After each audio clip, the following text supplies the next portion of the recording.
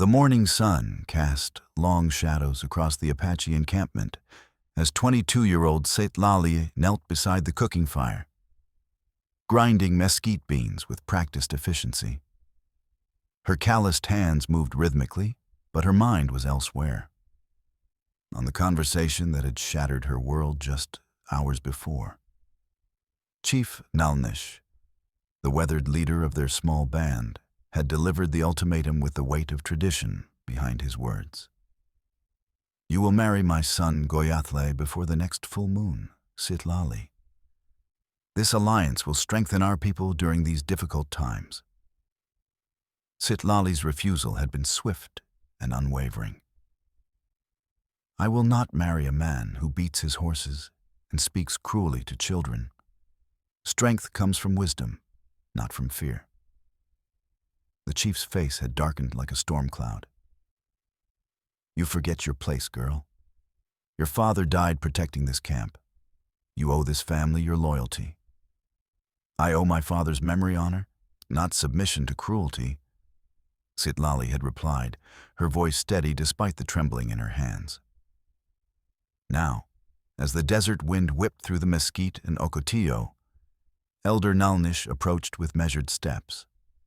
Behind him walked Goyathle, his son, a man of 26 with cold eyes and a permanent sneer that had grown more pronounced since inheriting his father's favor. "Sitlali." The chief's voice carried across the camp, causing other women to pause their morning tasks. "You have brought shame upon this family with your defiance. Our ancestors' ways have protected us for generations." Sitlali rose slowly, mesquite flower dusting her worn leather dress. Around her, the camp fell silent. Children peered from behind their mothers' skirts, and the men stopped sharpening their arrows to witness this public confrontation. "Grandfather," she addressed him with the respect tradition demanded, though her voice carried quiet steel. "I have always honored our ways. But I will not dishonor my father's memory by accepting a husband who lacks the strength of character he taught me to value." Goyathle stepped forward, his hand resting on his knife handle. "You speak of honor while refusing the family that sheltered you? Perhaps you need reminding of your place, woman." The threat hung in the air like smoke from a dying fire. Several warriors shifted uncomfortably, but none dared challenge the chief's son directly. Chief Nalnish raised his weathered hand. "Enough. Sitlali, you have until sunset to gather your belongings. If you will not accept our protection through marriage, then you will find your own way in this world. You are banished from this camp." The words hit like a physical blow. Banishment meant almost certain death for a woman alone in the harsh Chihuahuan desert. Without the protection of the tribe, she would face not only the elements, but also the dangers of Mexican bandits, American soldiers, and hostile raiders from other tribes. Sitlali's grandmother, Old Nayan, stepped forward from the crowd. Her ancient eyes glistened with unshed tears. "Chief, this girl has done nothing but honor her father's teachings. Surely there is another way." "The decision is made," Nalnish replied coldly. "She has chosen her path." As the crowd dispersed, Sitlali felt the weight of isolation settle on her shoulders like a heavy winter blanket. She had expected consequences for her refusal, but banishment? The severity of the punishment revealed just how much power Goyathle held over his father's decisions. She spent the afternoon packing her meager belongings into a worn leather satchel. Her father's hunting knife, a bone needle and sinew thread, a small pot, dried meat, and a water gourd. As sunset approached, painting the desert in shades of gold and crimson, Sitlali walked toward the edge of camp. Behind her, she heard whispered conversations, but no one dared to openly defy the chief's edict by offering help. The desert stretched endlessly before her, vast and unforgiving. But as she took her first steps into exile, Sitlali carried with her the memory of her father's words. "Daughter, true strength comes not from bending to others' will, but from standing firm in your convictions, even when the cost is high." The evening stars began to appear as she disappeared into the mesquite and creosote, leaving behind the only life she had ever known. 3 days into her exile, Sitlali's water gourd held only a few precious drops. The October sun blazed mercilessly overhead, and her lips were cracked and bleeding. She had rationed her dried meat carefully, but hunger gnawed at her belly like a persistent predator. Following an ancient game trail that wound between towering ocotillo cacti, she spotted movement ahead. Her father's training kicked in immediately. She dropped low behind a boulder, hand instinctively moving to her knife handle. Through the shimmering heat waves, she made out a small camp near a rare desert spring. 2 figures moved around a modest fire. As her eyes adjusted, she could see they were women. One appeared to be Mexican, perhaps in her 30s, with long black braids and the practical clothing of a frontier woman. The other was younger, maybe 18 or 19, with the lighter complexion of a mixed heritage, wearing a simple cotton dress that had seen better days. Sitlali watched for nearly an hour, observing their movements, listening to their voices carried on the desert wind. They spoke in a mixture of Spanish and English, their conversation punctuated by occasional laughter. No men were visible in the camp, and no horses or mules grazed nearby. These women were on foot like herself. Thirst finally overcame caution. Rising slowly from behind the boulder, Sitlali stepped into view with her hands raised peacefully. "I mean no harm," she called out in Spanish, then repeated it in English. The older woman, Elena, immediately reached for a rifle propped against a pack. But the younger one, Sarah, placed a restraining hand on her arm. "Wait, Elena. Look at her. She's alone and desperate." Sarah stepped forward, her green eyes taking in Sitlali's cracked lips and the exhaustion written across her face. "You need water," she said simply, not as a question, but as a statement of obvious fact. Elena lowered her rifle, but kept it within easy reach. "Where do you come from, Hermana? What brings you to this place?" Sitlali approached slowly, fighting the urge to rush toward the spring. "I was banished from my people 3 days ago. I refused to marry a man of cruelty, and the chief cast me out." Sarah's face immediately softened with understanding. "And they sent you into the desert alone? That's practically a death sentence." "It was meant to be," Sitlali replied honestly. Elena studied Sitlali's face carefully, reading the honesty in her dark eyes. "What is your name, sister?" "I am Sitlali." "I am Elena Morales," the older woman replied, relaxing slightly. "This is Sarah Chen. We too are running from men who would control our lives." Sarah knelt beside their fire and filled a tin cup with water from the spring. She approached Sitlali slowly, as one might approach a wounded animal. "Drink slowly," she advised gently. "Too much too fast will make you sick." The cool water felt like salvation flowing down Sitlali's parched throat. She forced herself to take small sips, despite every instinct screaming to drain the cup in one gulp. Elena gestured toward their fire. "Sit, rest. There is enough food for 3, and this spring has good water." As Sitlali settled near the fire, Sarah studied her with curious eyes. "What was this man like? The one you refused to marry?" "Goyathle is the son of our chief. He takes pleasure in causing pain to those weaker than himself. He beats animals and frightens children. The women in our camp fear him, but none dare speak against him." And your chief thought such a man would make you a good husband. Elena's voice carried bitter understanding. My father died defending our camp from raiders last spring. The chief said I owed the family loyalty for their protection. Marriage to his son was to be my payment. Sarah's jaw tightened with anger. Your father died protecting them, and they repaid you by trying to give you to a cruel man. That's not protection, that's ownership. Elena nodded grimly. Men often confuse the two. As evening approached, the three women shared Elena's simple meal of beans and cornbread. Elena told her story first. Her husband had been killed by Mexican bandits 2 years earlier, leaving her with a small ranch near the border. When local men began pressuring her to remarry for protection, she had sold everything and headed north, seeking a place where a woman might make her own way. Sarah's story was more recent. She was the daughter of a Chinese immigrant and an Irish woman, both deceased.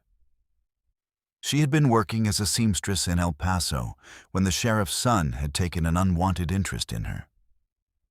When she rejected his advances, he had spread lies about her character, ruining her reputation and making it impossible to find work. So, here we are, Elena concluded. 3 women the world has no place for. That night, as coyotes howled in the distance and stars wheeled overhead, Sarah approached Skitlali, where she lay on her blanket near the dying fire. You don't have to travel alone anymore, Sarah said softly. Elena and I were heading toward the silver mining camps in New Mexico territory. They say a person can start fresh there, that they don't ask too many questions about your past. Skitlali felt tears prick her eyes. It had been years since anyone had offered her genuine kindness without expecting something in return. You barely know me. Sarah smiled, her young face wise beyond her years. I know you chose exile rather than submit to cruelty. I know you're brave enough to face the desert alone. That tells me everything I need to know about your character. Elena, she agrees to this? It was her idea, Sarah replied. She said 3 women traveling together have a better chance than 2 or 1 alone. And she's right. As Skitlali lay back down, looking up at the vast canopy of stars, she felt something she hadn't experienced since her father's death. Hope. For the first time in months, tomorrow held possibility instead of merely survival. 2 weeks later, the 3 women had fallen into a natural rhythm of travel and survival. They moved mostly at dawn and dusk, resting during the brutal midday heat. Elena proved to be an excellent tracker and knew which plants provided water in emergency. Sarah had a gift for finding the safest camping spots and could mend anything with needle and thread. Skitlali contributed her knowledge of desert hunting and her ability to read weather patterns in the shifting clouds. Their first real test came on a gray October morning near the Rio Grande. They had been following a well-worn trail when Elena suddenly raised her hand for silence. In the distance, dust clouds rose from approaching riders. Bandidos? Elena whispered, recognizing the irregular formation and the way the men rode hard toward them. 8, maybe 9 riders. The women quickly gathered their packs and melted into the cover of large boulders near the riverbank. Skitlali knocked an arrow while Elena checked her rifle, and Sarah gripped a heavy iron skillet like a weapon. The bandits rode past their hiding spot, then doubled back, clearly searching. Their leader, a scarred man with gold teeth, called out in Spanish, "We know you are here, mujeres. Come out now and we will be gentle with you." Crude laughter echoed from his men, making their true intentions clear. Elena whispered urgently, "There are too many. If they find us..." Skitlali studied the terrain with the eye of a hunter. The bandits had spread out in a search pattern, but they were making noise and paying little attention to proper tracking. City men, she realized, not desert dwellers. "Follow me," she whispered. "Stay low and step only where I step." Using skills learned from childhood, Kit Lolly led them through a maze of boulders and thorny brush, placing each footstep to avoid loose stones or dry branches. The bandits passed within yards of them twice, but their urban eyes couldn't read the subtle signs of passage that would have been obvious to an experienced tracker. After an hour, the frustrated bandits finally rode on, cursing their bad luck in losing the trail. That evening, camped in a hidden canyon, Sarah tended to Elena's arm where thorns had torn her sleeve and scratched her skin. "How did you learn to move like that?" she asked Citlali. "I felt like we were invisible." "My father taught me. He said a true hunter becomes part of the land, not separate from it." Citlali paused, staring into their small fire. "He also said that strength shared between trusted companions is multiplied, not divided." Elena smiled. "Your father was a wise man." Their second major challenge came a week later at a trading post near Mesilla. The post was run by a gruff American named Morrison, who clearly didn't trust Mexicans or Indians, but who would trade fairly if the price was right. Sarah had sewn several pairs of sturdy pants from fabric Elena had carried from her ranch, and they hoped to trade them for supplies. But Morrison took one look at Citlali and shook his head. "I don't trade with Apache," he declared. "Too much trouble with your people lately." Elena stepped forward, her voice taking on a hard edge. "She is not Apache, senor. She is our sister, and our business is honest." "Don't care what you call her," Morrison replied. "I know Apache when I see them. You want to trade here, she waits outside." Citlali started to back away, not wanting to cause problems for her friends. But Sarah moved to block her path. "If she's not welcome, then we're not welcome." Sarah said firmly, "We'll take our business elsewhere." Morrison laughed harshly. "Where? Next trading post is 3 days' ride, and I happen to know they feel the same way about Indians." Elena studied the man's face, reading his greed behind the prejudice. "You're missing out on good profit, amigo. These pants will sell well to miners who need sturdy clothing. But perhaps you're right. Perhaps we should try the Mexican traders in Las Cruces. They appreciate quality work." The mention of competition changed Morrison's calculation. After a moment's hesitation, he grudgingly agreed to examine their goods. The pants were indeed well made, and he could easily sell them for twice what he paid. "Fine," he muttered, "but she doesn't touch anything in my store." As they completed their business, Citlali felt a profound warmth in her chest. These women, who had known her for less than a month, had chosen to stand with her against prejudice. Elena and Sarah had risked losing needed supplies to defend her dignity. That night, as they camped under a brilliant canopy of stars, Sarah sat close to Citlali, while Elena kept watch. "Why did you do that?" Citlali asked quietly. "At the trading post? You could have gotten better supplies without me there." Sarah was quiet for a long moment. "When I was 12, some men in El Paso refused to serve my mother because of her Chinese features. They called her terrible names, said she didn't belong in America. I watched her shoulders slump, watched her spirit break a little that day. I swore then that I would never let anyone make someone I cared about feel that shame." She looked directly into Citlali's eyes. "You're not just someone we're traveling with anymore. You're family, and family protects each other." Elena's voice carried softly from her watch position. "In Mexico, we have a saying, blood makes you related, but loyalty makes you family. I think your father would understand that, Citlali." As Citlali lay down to sleep, she reflected on how much her life had changed. A month ago, she had been alone, facing almost certain death in the desert.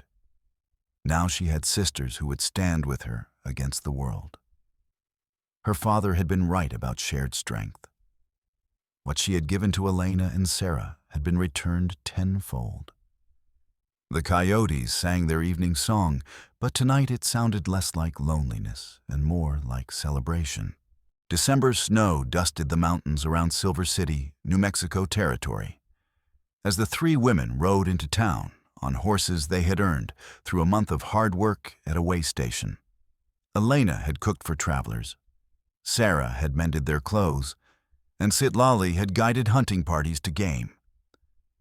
The station owner, a fair man named Jacob Wells, had paid them honestly and sold them horses at a good price. Silver City bustled with the chaotic energy of a mining boom. Miners, merchants, gamblers, and fortune seekers from across America and Mexico filled the muddy streets. Here, a person's past mattered less than their willingness to work, and the three women quickly discovered opportunities they had never imagined. Elena used her savings to rent a small building near the main street, establishing a boarding house that catered to Mexican miners who felt unwelcome at the Anglo establishments. Her cooking drew customers from across the cultural divide, and soon even American miners were paying premium prices for her meals. Sarah set up a seamstress shop in the front room of their shared quarters. The mining camps created constant demand for clothing repair and alteration. She also began designing practical work clothes specifically for women, filling a need that no one else had recognized. Citlali faced the biggest challenge.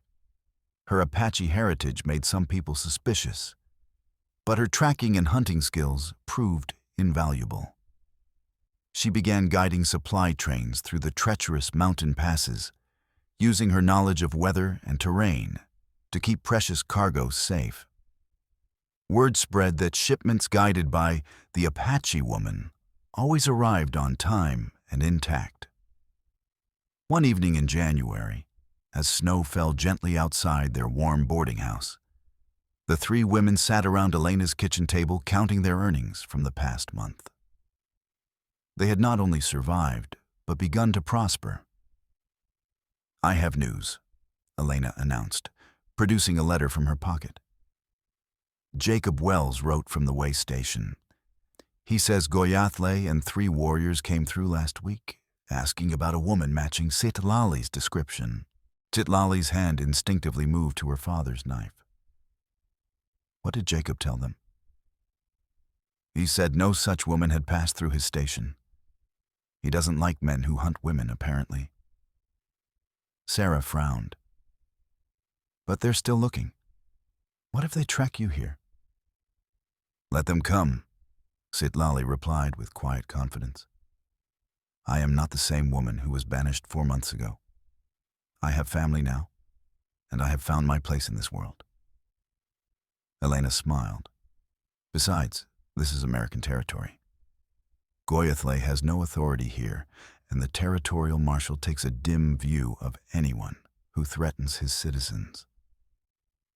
Their conversation was interrupted by a knock at the door. Elena opened it to find Martha Williams, the wife of one of the mine supervisors. Martha was pregnant and looked distraught. Elena, please. My husband Tom is 3 days overdue from the supply run to Las Cruces, the snow in the mountains. I'm so worried. Citlali stood up immediately. I know those trails, Senora. I can find him. But the weather? Martha protested. The weather is exactly why you need someone who understands the mountains, Citlali replied. Elena, pack food for 5 days. Sarah, I'll need extra blankets and rope. Within an hour, Citlali was riding into the snowy darkness, following the trail toward Las Cruces. Her skills, honed by a lifetime in harsh environments, allowed her to read signs that others would miss.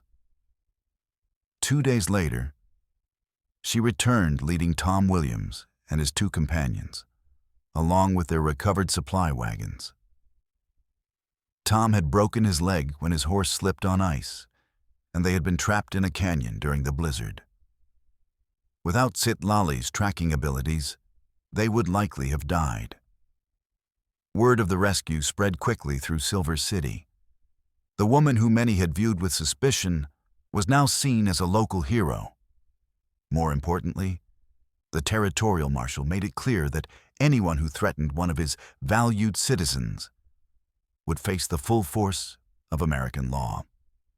1 month later, Citlali received an unexpected visitor. Her grandmother, old Nyan, arrived at the boarding house looking frail but determined. "Grandmother." Citlali embraced the elderly woman carefully. "How did you find me?" "A trader brought word of an Apache woman who guides miners in Silver City. I knew it must be you." Nyan's eyes took in the comfortable surroundings, the evidence of prosperity and contentment. "You have done well, granddaughter." Elena and Sarah quickly made the old woman welcome, preparing special foods and ensuring her comfort. Over several days, Nyan told them about changes in the Apache camp. "Goyathle's cruelty grew worse after you left," she explained. "He beat a horse to death in anger, and even his father could no longer ignore the complaints. When Chief Nalnish tried to intervene, Goyathle challenged his authority. There was a fight, and Goyathle was exiled for striking an elder." Citlali felt a mix of vindication and sadness. "And the chief?" "He realizes now that your refusal was wisdom, not defiance. He asks if you will return." Citlali looked around at the boarding house where she had found love and purpose, at Elena cooking for a diverse group of boarders, at Sarah carefully mending a miner's torn shirt. She thought about the grateful families whose loved ones she had brought safely through the mountains, about the marshal who called her a valued citizen, about the community that had embraced her skills and character. "Tell my grandfather that I honor him and forgive his mistake. But my path leads forward now, not backward. I have found my place in this world." Nayan smiled with deep understanding. "Your father would be proud. You have learned that true strength comes not from clinging to old ways, but from building new ones with integrity and courage." As spring arrived in Silver City, bringing wildflowers to the mountain meadows, Citlali stood on the porch of their boarding house, watching Elena teach a young Mexican girl how to read, while Sarah helped a miner's wife learn to sew. She had been banished for refusing to submit to cruelty, cast out to die alone in the desert. Instead, she had found sisters who stood with her through every challenge, built a life of purpose and respect, and discovered that home is not a place, but the people who choose to stand with you when the world tries to break you down. The morning sun painted the mountains gold, and Citlali smiled. Today held the promise of new adventures, new challenges to overcome, and new opportunities to prove that 3 women who refused to accept the limitations the world placed on them could build something beautiful together. Her father had been right. True strength, shared among trusted companions, was indeed multiplied rather than divided, and the sisters who had chosen each other would face whatever came next together, unafraid and unashamed of the path they had chosen to walk.